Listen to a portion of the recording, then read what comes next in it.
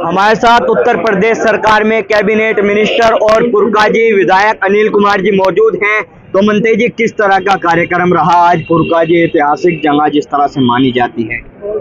पुरकाजी वाकई ऐतिहासिक जगह है और सबसे बड़ी बात यह है कि कस्बे के लोग हर चीज़ से ऊपर उठकर जब भी देश की बात आती है या कोई भी राष्ट्रीय पर्व हमारा आता है, चाहे वो 15 अगस्त हो चाहे 26 जनवरी हो, राष्ट्र प्रेम और राष्ट्र भावना के प्रति अपने आप को कैसे ये लोग उस भावना को उजागर करने का काम करते हैं, ये बड़ी बात है।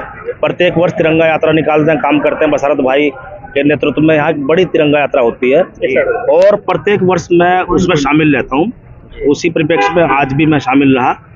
आज एक माननीय मुख्यमंत्री निर्देश पर मैं बिजनौर भी आज ध्वजारोहण में शामिल रहा। सरकारी कार्यक्रम था सुबह 8 बजे, वहाँ से चलकर फिर पुरकाजी कस्बे में आया। ये अच्छी बात है, अपने राष्ट्र के प्रति प्रेम होना चाहिए, अपने देश के प्रति प्रेम होना चाहिए। आज वो मौका है हाँ उन अमर शहीदों के लिए हमें श्रद्धांजलि अर्पित करने का, उनको याद करने का, जिन्होंने इस देश को आज़ाद कराने के लिए अपने आप को पूरी तरह से खपा दिया और लगा दिया था, अपनी जान गंवाने का काम किया था।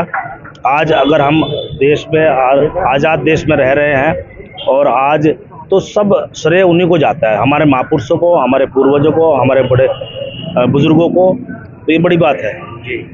आज 2 यात्रा अलग अलग यहाँ पे निकाली जा रही थी। एक में आप शामिल थे तो दूसरी में पुरकाजी के चेयरमैन, और जिस तरह से हजारों की संख्या में सड़कों पे लोगों की भीड़ नजर आई। लेकिन पुरकाजी की जनता के मन में केवल एक ही सवाल था कि हम हर वर्ष ये मांग पत्र देते हैं, हम यहाँ पे शहीदों का दर्जा जो है शहीदों को मिले, इसकी मांग करते हैं। अब तक कोई कदम नहीं उठाया जा रहा है। लेकिन इस बार आप खुद कैबिनेट मिनिस्टर हैं, किस तरह से आश्वस्त करना चाहोगे पुरकाजी की जनता को? देखो, यात्राएं जो है मान लो निकलती है, 2 यात्रा निकले या 3 यात्रा निकले, मकसद सबका देश की भावनाओं से जुड़ा हुआ है।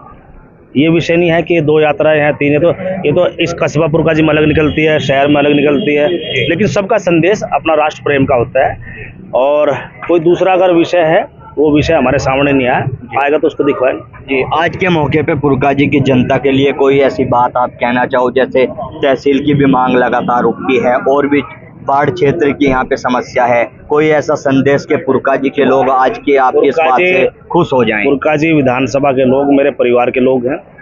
20 साल से मैं इन लोगों के बीच में हूँ। इनकी कोई भी समस्या हो, छोटी हो बड़ी हो, वो समस्या मेरी अपनी समस्या है, चाहे वो बांध की हो चाहे तहसील की हो। उन सब मुद्दों पे अब हम लोग काम कर रहे हैं, काम करेंगे।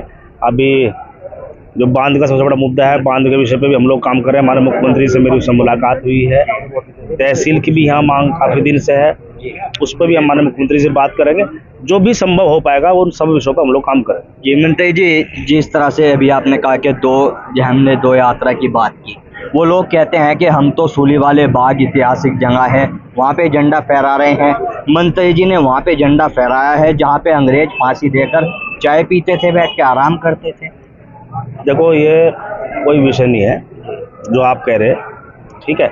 वो अपना गंतव्य स्थान आदमी तय करता है अलग अलग यात्राओं का, कौन झंडा कहाँ फहराता है। कोई एक ही झंडा देश में नहीं फहरता, हजारों जगह, लाखों करोड़ों जगह झंडे फहराते हैं लोग। अपने संस्थान पर फहराते हैं, अपने मकान में फहराते हैं, अपने और उद्योगों में फहराते हैं। मतलब जहाँ जिसका आस्था है वो उस झंडे को फहरा कर देश के प्रति अपनी भावनाओं को प्रकट करता है। ये विषय नहीं है जो आप कह रहे हो। जी मनते जी, कीमती समय देने के लिए धन्यवाद।